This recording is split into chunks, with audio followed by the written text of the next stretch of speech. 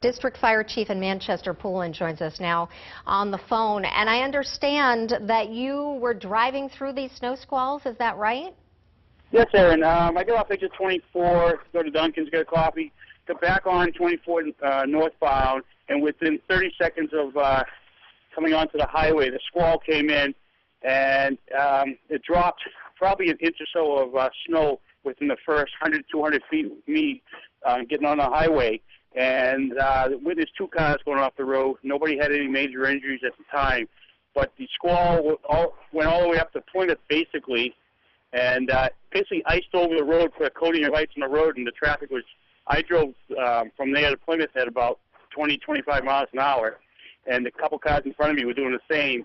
And it came in like a flurry. I mean, it was incredible how much snow dropped, how quick, and you couldn't see even 100 feet in front of you. And it's scary when you're on the highway like that and no one can see where they're going, right? Well, that's the thing. There were only a couple cars in front of me, and I could barely see their taillights, and we slowed right down to nothing.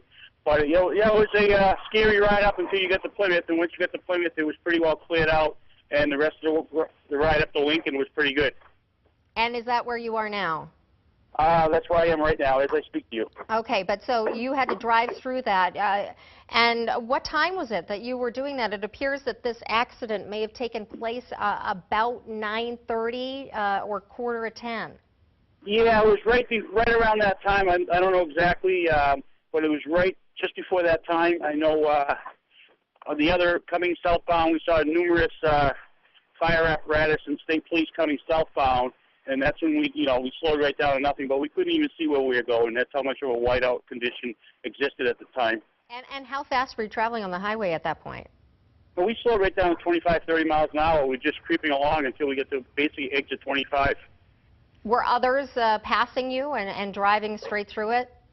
At that time, there were only a couple of vehicles in front of me. They slowed right down also. Nobody passed us. Nobody could even get by. No one could really see out there.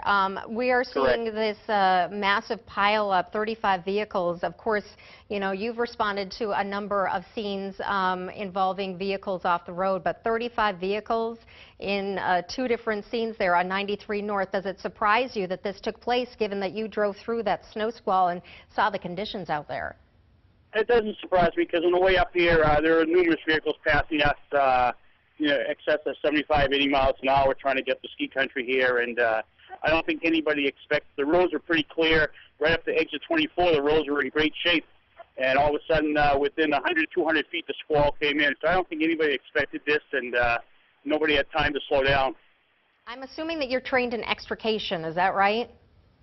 Yes, I am. As many of you are, and just looking at the pictures, and you have kind of a unique perspective, being one of those emergency responders. But what are the different challenges that the crews are facing out there, responding to all of these cars that are just crumpled up and just smashed into one another, and the highway it had to be closed because there are so many cars that are kind of blocking the way? Yeah, the entire highway's closed. I had friends of mine coming up. They actually got off at exit 22, and they diverted up Route 3.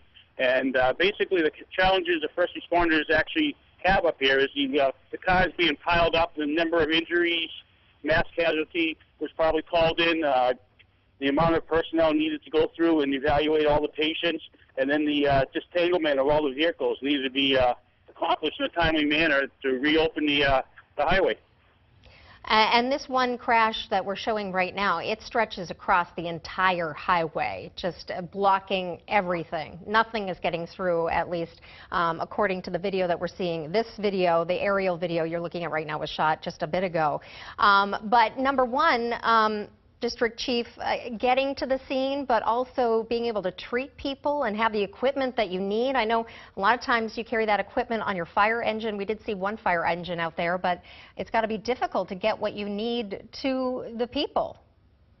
I'm not sure exactly what resources are in the area, but I'm sure there's adequate resources.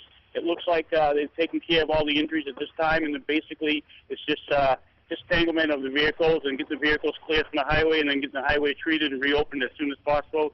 They're expecting the large crowd for the weekend up here in the ski country, so I think the state police want to get it opened as soon as possible. Yeah, and but you would describe the conditions around that time as just being horrendous, right? Oh yes, they deteriorated within seconds. They deteriorated from nice clear highway to almost a blizzard condition. Visibility dropped down to almost zero. That's amazing, and it just happened that quick. It happened within seconds, I can tell you that. I witnessed it. I was there when it first started, and I drove through it, and within seconds. And can you tell us, how long did those snow squalls last? I know that, did you experience them all the way up to Plymouth? Drove up through, once I got through Plymouth, exit 25, 26, the Campton area, and Waterville, the roads are just wet, and the snow squalls had basically just flurries, tapered down right, just the flurries by then. It was just that stretch of 5 to 10 miles, I think, that had the heavy snow squalls. The roads had not been treated because DOT was not prepared for, these squalls to kind of hit and didn't know where they might hit. But can you tell us, was the problem on the roads driving conditions, or was it really the visibility that you think may have kind of caused all these crashes out there? It was a combination of both visibility, speed, and the conditions. We did pass a plow on the way up here. Right before exit 24, there was a salt truck, so they were headed out, and I got to give credit to the state of New Hampshire. They were proactive. They did have a salt truck in front of us. He was off to the left-hand side, and he was moving right along, but when we got off exit 24 and 24 north, we didn't catch up to him, so he was ahead of us.